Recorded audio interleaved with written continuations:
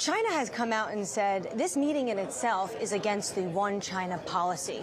Do you think there needs to be more clarity in terms of the policy to be more strategic, that it's less ambiguous, as some members of your caucus want? I believe it is. I mean, when you think about the three communiques, but you also have to think, here we are, the Reagan Library. Reagan produced the 6 assurances. And if you read through the 6 assurances, this is exactly what we should be doing. If we want to make sure that we foster democracy and peace and make sure we don't get into any type of conflict, people need to sit down. And what China needs to understand is they can't dictate who a Speaker of the House can meet with, maybe with foe or friend. For the same moment that Macron's sitting down with President Xi, I think that's great. I would sit down with President Xi. I think is that a trip you're thinking Beijing? I would gladly. I've been there 3 times.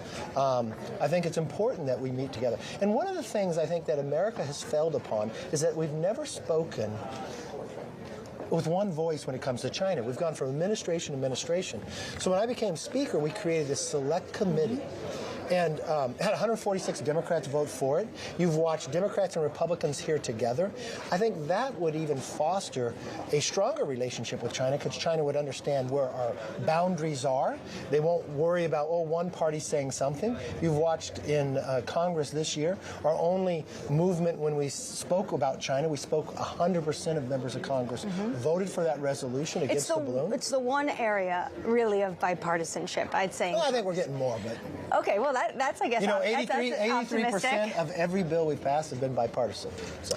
I want to ask you about what type of support there would be, though, if there was to be an invasion. If Beijing were to invade, you talked about arms sales here that need to get there quicker, but what would that look like? Just militarily, or would you send American lives? See, this is a hypothetical question we would never want to get to.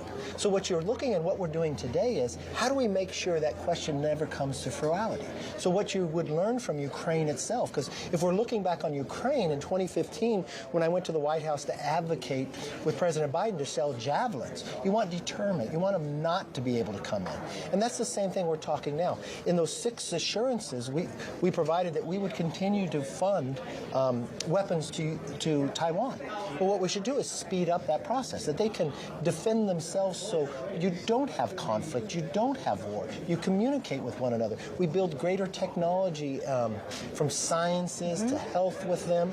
I think that fosters a safer world. We continue to advocate here at the Reagan Library, democracy, freedom, peace, and that's what Taiwan has.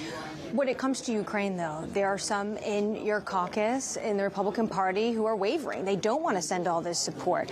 Where do you think those votes would be if it came to sending that type of support to Taipei? Well, let me be really clear here. What we're founding in Ukraine is we want to see a path that we can win, not that you just send a check, but what we're watching that's happening in America today, it looks a lot like 1936. You're having from China to Russia to North Korea to Iran coming together like an axis of power. So as Americans, you want to be able to foster that nothing comes to an element of what we watched in the past that history has taught us. So no, I think in our party, you would find that we would fund so Ukraine would win. Because the same aspect would be that would probably deter any action in Taiwan. But what we can learn from the actions of Ukraine, don't wait till conflict happens. Be able to sell the weapons now so there is never conflict. There's even a bill potentially of outlining what the sanctions would look like. Did Tsai Ing-wen invite you to Taiwan? No, we didn't talk anything about that. When are you planning to go? That's what everyone wants to know. You know what? I just got on the job. I'm not even in 100 days, so I don't have plans to go someplace else. But you'd like to. Look, I love the ability of one day maybe I could go, but what I'm looking at right now is the idea of building America's economy. How do I bring down the energy costs for Americans? How do I make our streets safer? How do we secure the border to stop fentanyl from coming across? Now, those are places we're going to differ with Democrats, but we are united here, and we had Republicans and Democrats together speaking with one voice, which I think will make the world safer and make sure we don't have conflict. Another item on that to-do list you have is the debt ceiling. Yes. Right now, you and the White House are having this standoff. If President Joe Biden does not come to the table for these negotiations, will you put that bill on the floor? Will you pass a bill regarding the debt ceiling? What type of bill do you want? We're never going to move a bill that just raises the debt ceiling. Well, you want fiscal spending I've been very clear with the president. I mean, think about what the Congressional Budget Office has said, right? We're going to pay in the next 10 years $10.5 trillion just in interest. More than our defense budget. Well, since 1940 till today, in 83 years, we've only spent $9 trillion on interest. We're about to be at the tipping point, 120% of GDP. We've never been here with the amount of debt that we had since World War II.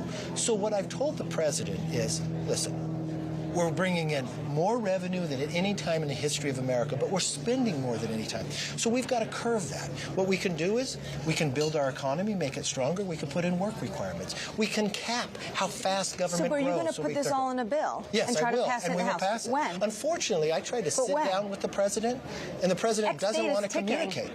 We're out of session right now. When we come back, you might make some news. Okay, so, we get back to session, maybe a timeline.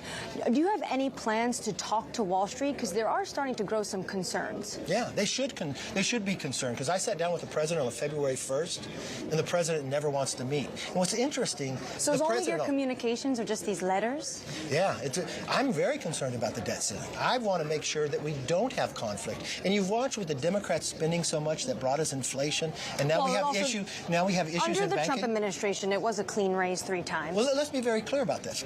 They added $5.9 trillion since they came in. Remember what Milton Friedman said. I'm sure he's your favorite economist. Only one place I can't have a favorite economist. I work at Bloomberg. But you know what?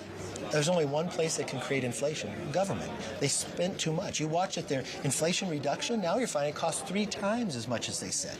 And they increased discretionary spending by 30%.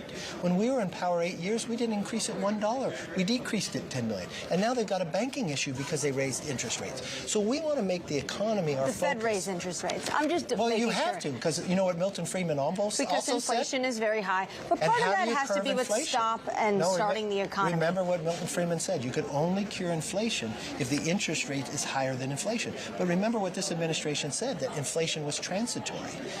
Yellen actually had to apologize. And then what we watched, he attacked on the energy policy of America. So the cost went up, which added greater inflation. Then watch what they had done on foreign policy, the missteps in Afghanistan that now made the world less safe, that our friends are now going to China. Now what also happened, too, in this aspect of what is happening, we're watching that OPEC is now raising the price of oil because they're cutting production because America has cut production. And we would make global emissions lower if we gave more of America production because our natural gas is cleaner. If we took away Russian natural gas for 1 year, you would cut 218 million tons of CO2 emission in 1 year. So if you want to lower global emissions... So you want to sanction Russian natural gas? No. What I want to do is let America unshackle what's holding us back. We produce some natural gas, which is 41% cleaner than Russia, and sell it around the world. You said you're going to talk to Wall Street. Yeah. What does that look like?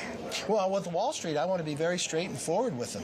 We can't continue down the path that we are right now. The CBO says if nothing happens, the trust funds of the highway, Medicare, and Social Security, they're going to get cut based upon the president. He's cutting those programs. And the president doesn't want to cut them in his budget, though. What the president is cutting them, because what happens is they go broke in the next 2 years because he increased spending by $5.9 trillion. You can't afford it. And I don't want to do that. I want to save them. So we have to spend less money than we spent before. Let's put in work requirements. Let's cap in the future of what our spending in the future. So this potentially is going to be part of the bill. I also need to ask about the news yesterday. Of course, the former President Donald Trump, 34 felony charges.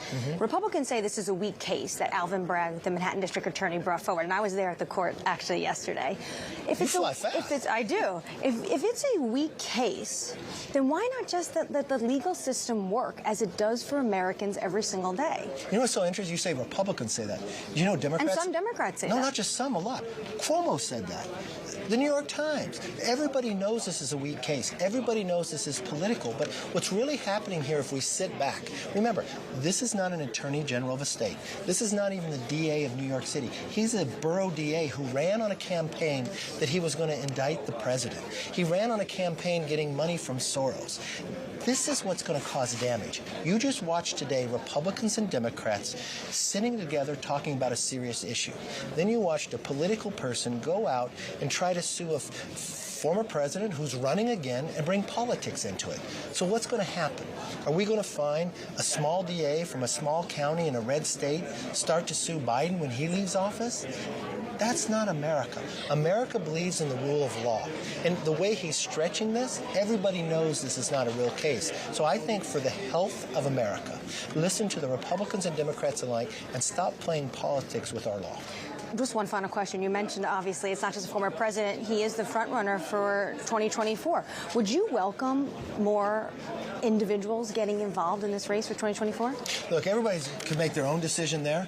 I think there's going to be a lot of people running on both sides of the aisle. I don't know that President Biden has. But what is your decision? Well, Do you think there should be more people? President Biden hasn't even announced yet. And there's a lot. You got the governor of California traveling to other states. He runs to the White House when the president's out of town. So there's a lot of people questioning whether Biden even runs. I think a lot of people are going to campaign. But you're a part. And I think democracy is good. I think ideas are good, and people can get out and talk about it. Speaker Kevin McCarthy, thank you so much for your time. Thank you.